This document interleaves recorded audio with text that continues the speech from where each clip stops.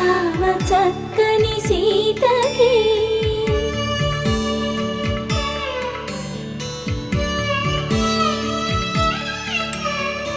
ఎర్ర జాబిలి చేయి రాముడేడని అడుగుతుంటే